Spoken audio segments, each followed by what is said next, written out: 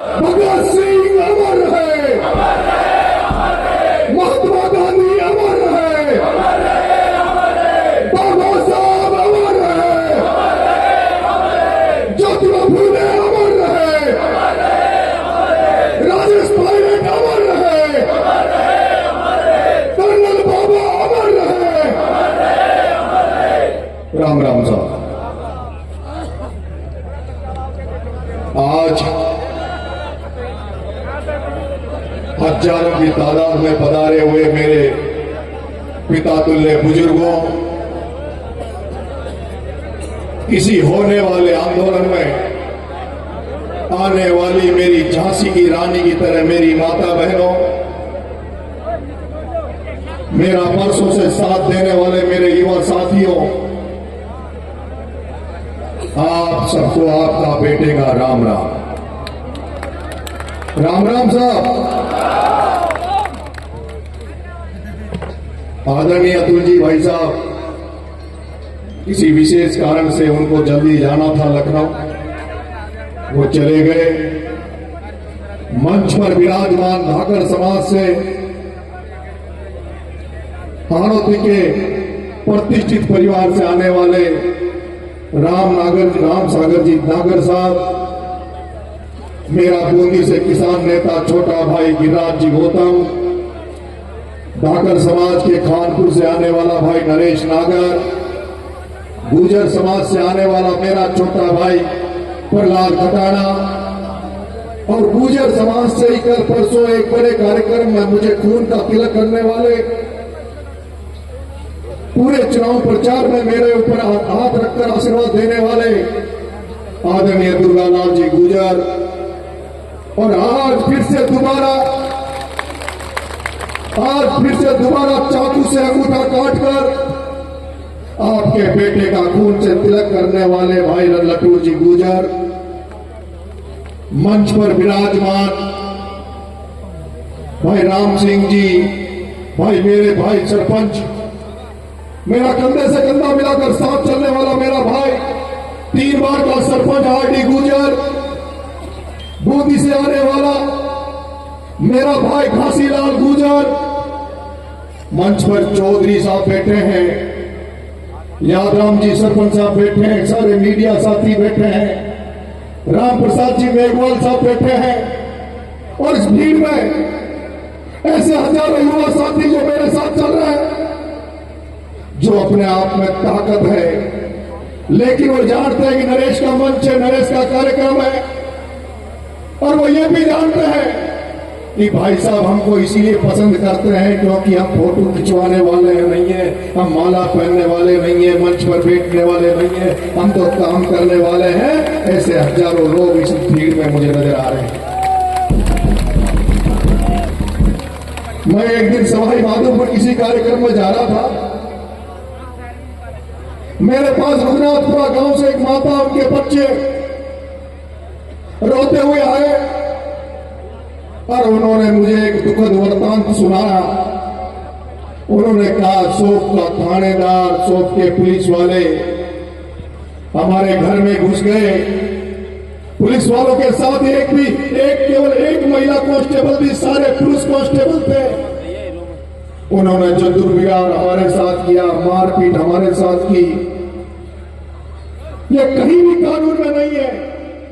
किसी महिला को थाने में ले जाया जाए, उसके साथ मारपीट की जाए बिना केस के, लेकिन 70 साल की एक आदिवासी मीणा समाज की महिला को थाने में ले जाया गया, थाने में उसके साथ मारपीट की गई, और उसके बाद ना उनका मेडिकल ले रहे थे, ना मुकदमा दर्ज कर रहे थे, ना सीआई पे कार्रवाई कर रहे थे, ना पुलिस वालों पे कार्रवाई कर रहे थे।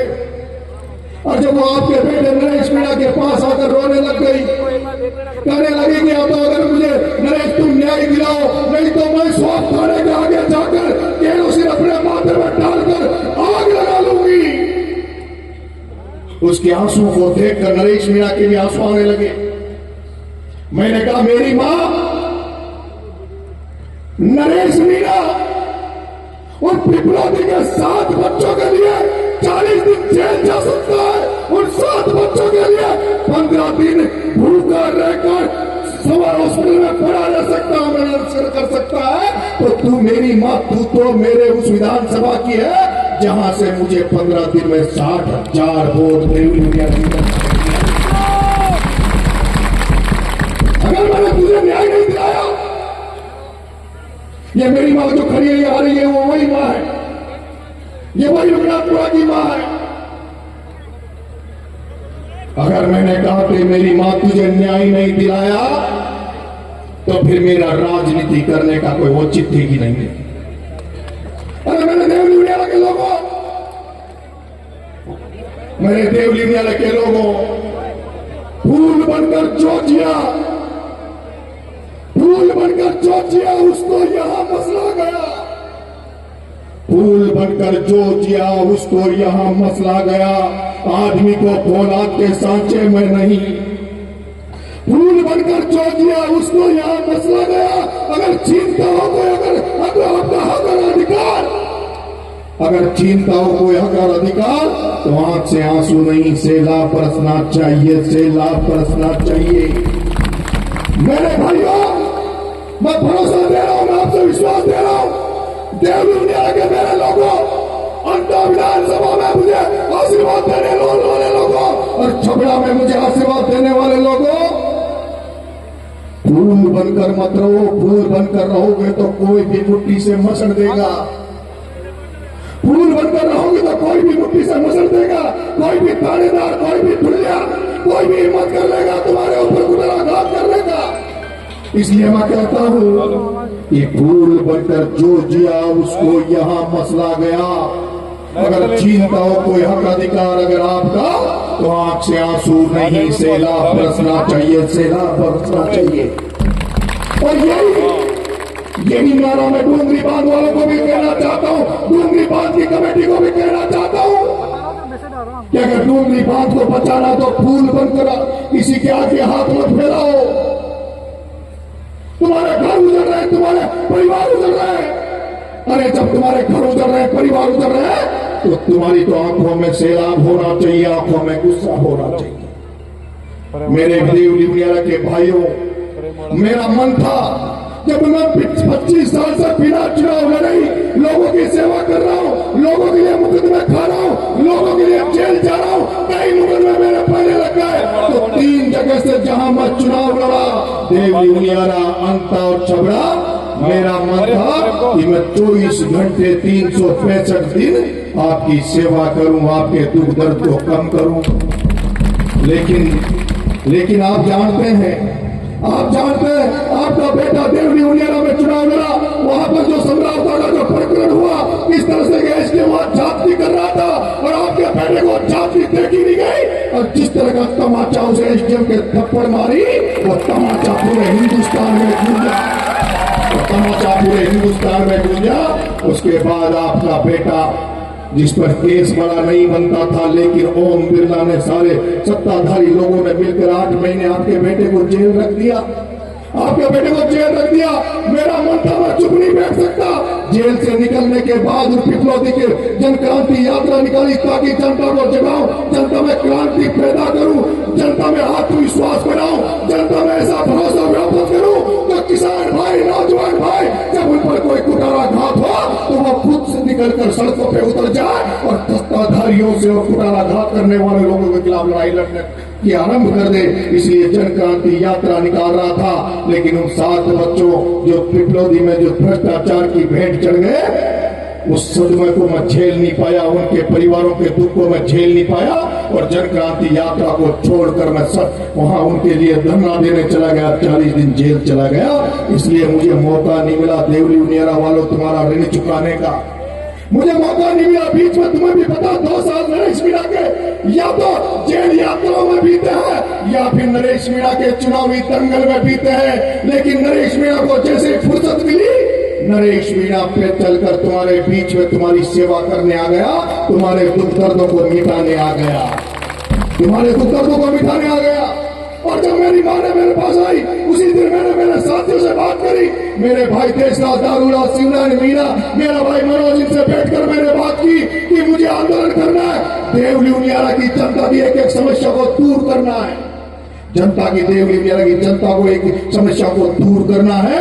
मुझे समरावता में जो कांड हुआ, जो 60 बच्चे मेरे साथ जेल गए, 60 दिन की जेल यात्रा में 60 बच्चे रहने के बाद भी जिनके घर वालों ने एक दिन भी ये नहीं कहा कि नरेश मीणा की वजह से हमारे बच्चे जेल चले गए, जिनके घर वालों ने एक दिन भी नहीं कहा कि नरेश मीणा की वजह से हमारे बच्चों के फ्रैक्चर आ गए, तो मेरा फर्ज बनता है उन परिजनों को भी जिनके बच्चे, कुछ लोग पढ़ाई कर रहे हैं, उनको कोई दिक्कत सरकारी नौकरी में नहीं आए, इसलिए उनका भी न्याय दिलाने का फर्ज मेरा पड़ता है। इसलिए नरेश मीणा ने तय किया कि समरावता में जो अभी तक न्याय पूरा नहीं हुआ, जो 60 बच्चों के खिलाफ मुकदमा लगा हुआ है, मुझे कोई फर्क नहीं पड़ता है एसडीएम का मुकदमा मेरे ऊपर जिंदगी भर चले, चाहे फिर से सजाए हो जाए, चाहे जेल चला जाओ, लेकिन मेरा फर्ज बनता है कि उन 60 लड़कों को मेरी वजह से कोई कानूनी पेच में फंसकर कोई दिक्कत नहीं होनी चाहिए। इसलिए मैंने तय किया कि आंदोलन करेंगे और उन 60 बच्चों का मुकदमा वापस लेने की सरकार से मांग करेंगे।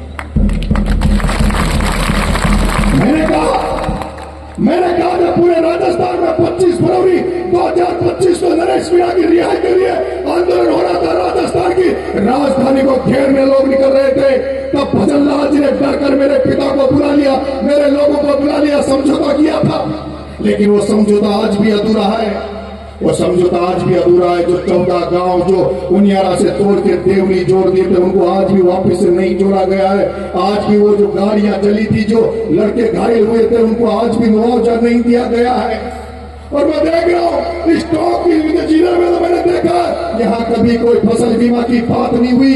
मेरे किसान भाइयों, खेतों में फसलें खड़ी है, खेतों में फसलें खड़ी है, थोड़े दिन बाद जब फसलें कटने लगेगी, हर घर में ब्याह शादी होने लगेंगे, किसान भाइयों को पैसे की जरूरत पड़ेगी, तब मैंने सोचा कि जब मेरे किसान भाइयों को जब फसलें कटे, ब्याह शादी, टीका लगन में पैसे की जरूरत पड़े, तो वो फसल कटने से पहले मैं चाहता हूं कि सरकार ताकि समर्थन मूल्य पर कांटे लगा दे, ताकि इन किसानों को मंडियों में नहीं, समर्थन मूल्य पर अपना कांटों पर माल बेचना पड़े। इसलिए नरेश मीणा ने बहुत सारी समस्याओं को लेके, आपका शॉप से लेके अलीगढ़ तक का रोड हो, चाहे मालियों की झोपड़ियों का विस्थापन का मामला हो, चाहे दारुला गांव को ढाणी से गांव बनाने का मामला हो, इसे तमाम समस्याएं जो आज देवपुरा गांव में जहां पानी की समस्या हो, जहां समरावता के पास जो पंचायत है, उसमें रायपुरा गांव है, उसमें माता बहनों को पीने का पानी हो, जितनी भी समस्याएं आपके बेटे के सामने इस दौरान आई है, उन सारी समस्याओं को दूर करने के लिए आंदोलन कर रहा हूं। जो कोटड़ी मोड़ पर पूरे टोक में कहीं भी दिल्ली बॉम्बे हाईवे पर कट नहीं है, इस कोटड़ी मोड़ पर कट बनवाने के लिए नरेश मीणा आंदोलन कर रहा है। इस कोटड़ी मोड़ पर दिल्ली बॉम्बे में कट लगवाने के लिए नरेश मीणा कर रहा है। ये जो कोटड़ी का जो गांव है, ये जो कोटड़ी का गांव है, जहाँ थानेदार सिपाही रोज आते हैं, जो वो लोग मकान बनाते हैं, उनको थाने में ले जाते हैं, कारीगरों को थाने में ले जाते हैं। इस बात का आंदोलन है, या तो सरकार इनके जमीनों के पट्टे दे, मकानों के पट्टे दे, नहीं तो कोई भी मकानों को रोकने नहीं आए। अगर आएगा तो नरेश मीणा दीवार खड़ी बनकर खड़ा हो जाएगा, दीवार बनकर खड़ा हो जाएगा। इसलिए मेरे भाइयों, किसान भाइयों, आज मैंने आपको भाषण देने के लिए नहीं, ना भाषण सुनाने के लिए नहीं, आज तो मैंने आपको आंदोलन के लिए बुलाया है। और जिस तरह से जितनी बड़ी तादाद में आप यहाँ आए हो, आज आपने आपके बेटे का विश्वास बढ़ा दिया, आज आपने बेटे का विश्वास बढ़ा दिया, आपके बेटे का हौसला बढ़ा दिया। आज से आपका बेटा पूरी ताकत से जनता के लिए लड़ाई लड़ेगा। और इस बदलाव सरकार को, जो डबल इंजन की सरकार या जो ट्रिपल इंजन की सरकार है, उस इंजन को अगर ऐसे आशीर्वाद रहा तो फेल करने की गारंटी, पटरी से उतारने की गारंटी, इस सरकार के इंजन को पटरी से उतारने की गारंटी नरेश मीणा लेता है। और ये तो अभी शुरुआत है, ये तो इस सरकार के खिलाफ जंग का ऐलान है, जंग की शुरुआत है। अरे असली जंग तो बनास में होने वाली है। असली जंग तो बनास में होने वाली है, असली जंग तो वहां होने वाली है जो मेरे किसान भाइयों को, आम जनता को घर बनाने के लिए, कोई दीवार बनाने के लिए एक टोली रेत के 15-15 हजार, 20-20 हजार रुपए देने पड़ते हो। एक किसान, एक आम आदमी अगर कोई एक टोली रेत लेके आ जाए तो 1.25 लाख की पेनल्टी काट देते हैं, उसको जेल में डाल दिया जाता है। और इस राजस्थान के सफेद पोस्ट कपड़ों में बैठे हुए वो धंधा से जो नेता है, राजनीति करते हैं, वो ओम बिरला, प्रमोद जैन भाया, वो राजेंद्र सिंह राठौर, जिन्होंने खाद निकालने के नाम पर जो बिशनपुर में जो जहाज चला रखे हैं, नावें चला रखी है, मेरे किसान भाइयों नहीं जागे तो जैसे सीमेंट कट्टों में मिलता है उसी तरह बजरी भी कट्टों में मिलेगी। मकान नहीं बना पाएंगे, शौचालय नहीं बना पाएंगे। इसलिए अभी तो यह जंग की शुरुआत है, असली जंग तो बनास में बिरला के खिलाफ होगी और फिर उससे भी बड़ी जंग तो डूंगरी बांध के लिए होगी। उसके लिए उसके बाद सबसे बड़ी, उसके बाद बड़ी जंग तो डूंगरी बांध के होगी। मैं तो इंतजार कर रहा हूं कि कब कमेटी आकर ये कह दे कि नरेश मीणा आंदोलन तू तेरे हाथ में ले ले, तू संभाल ले। मैं कमेटी वालों से कह रहा हूं, मैं डूंगरी बांध मारने वाला गांव से कह रहा हूं, अरे तुम्हारे तो 6 गांव का मुद्दा था, यहाँ कोई मुद्दा नहीं था। यहाँ तो मेरी सी अकेली माता का मुद्दा था, जिसको मैंने इतना बड़ा बाउंड्री कर दिया, जिसको मैंने तूफान के रूप में खड़ा कर दिया। अगर नरेश मीणा जिस दिन डूंगरी बांध में कूद जाएगा तो तुम कह रहे हो डूंगरी बांध, अरे नींद नहीं आने दूंगा मंत्रियों को, मुख्यमंत्रियों को नींद नहीं आने दूंगा, इनकी सांस नहीं छोड़ने दूंगा। मेरे किसान भाइयों, मेरी माताओं, आप जो इस रोड से इधर इधर के जो लोग आए हैं, इस रोड से जो अलीगढ़ उनियारा की तरफ के जो लोग आए हैं, वो एक बार हाथ खड़े करो। इधर इधर वाले, इधर इधर वाले, ये जो इधर वाले रोड के इधर वाले नहीं, इधर इधर वाले जिनका रूट जयपुर की तरफ पड़ता है, रखो हाथ रखो। अब जो कोटा साइड के जो लोग आए रोड के इधर, वो हाथ खड़े करो। बराबर की संख्या है, बराबर की संख्या है।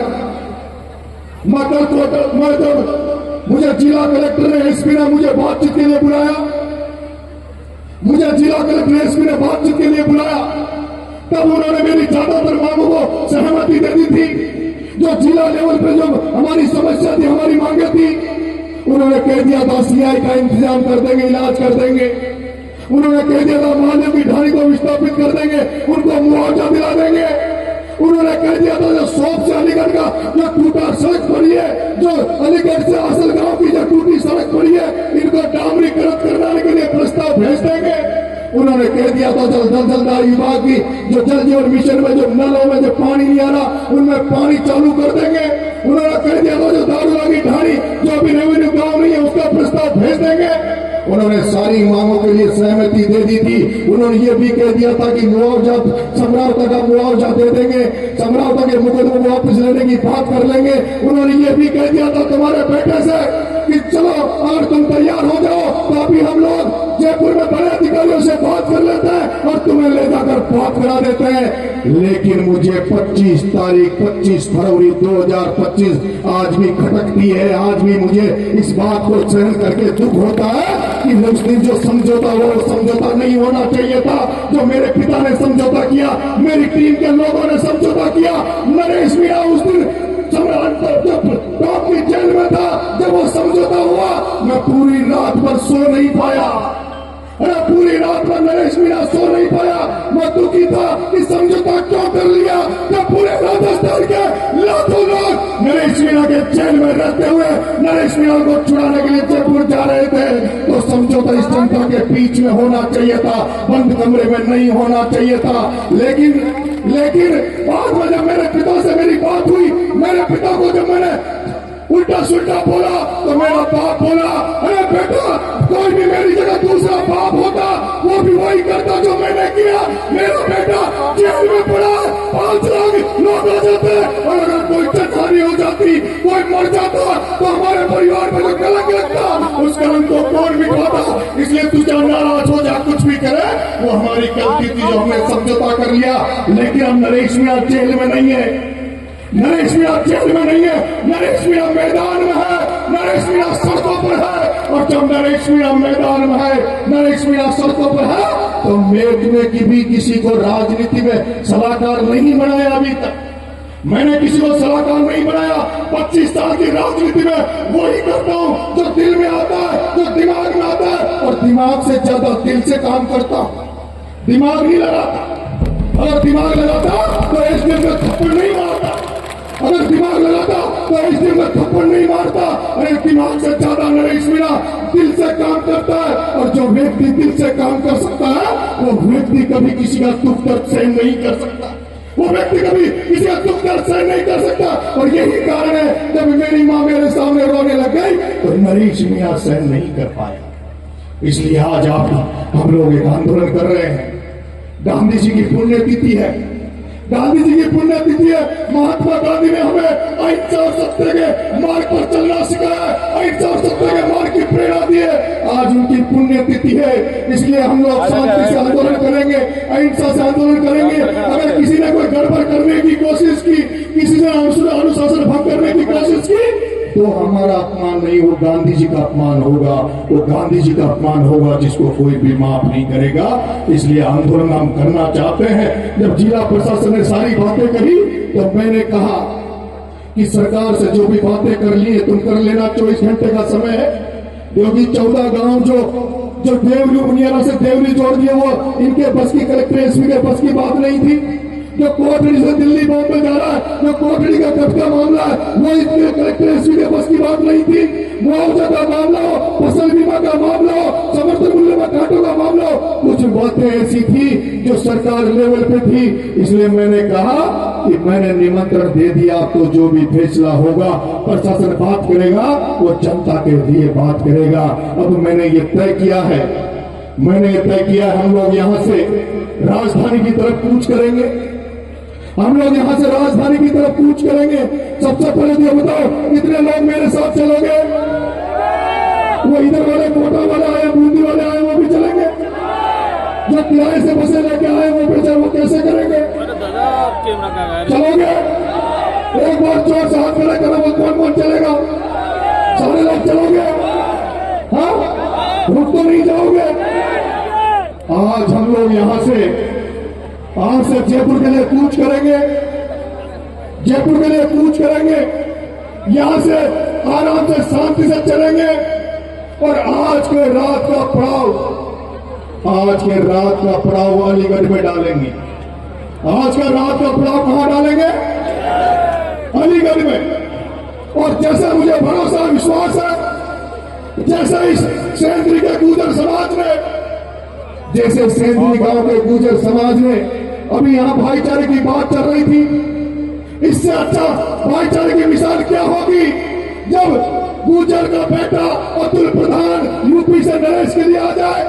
इससे बड़ी मिसाल क्या होगी जब गुर्जर का बेटा नरेश मीणा को खून का तिलक करे। इससे बड़ी भाईचारे की मिसाल क्या होगी जब कांग्रेस पार्टी के राष्ट्रीय नेता पायलट साहब जब अंता गए उन्होंने क्या भाषण दिया वो भी देखा होगा।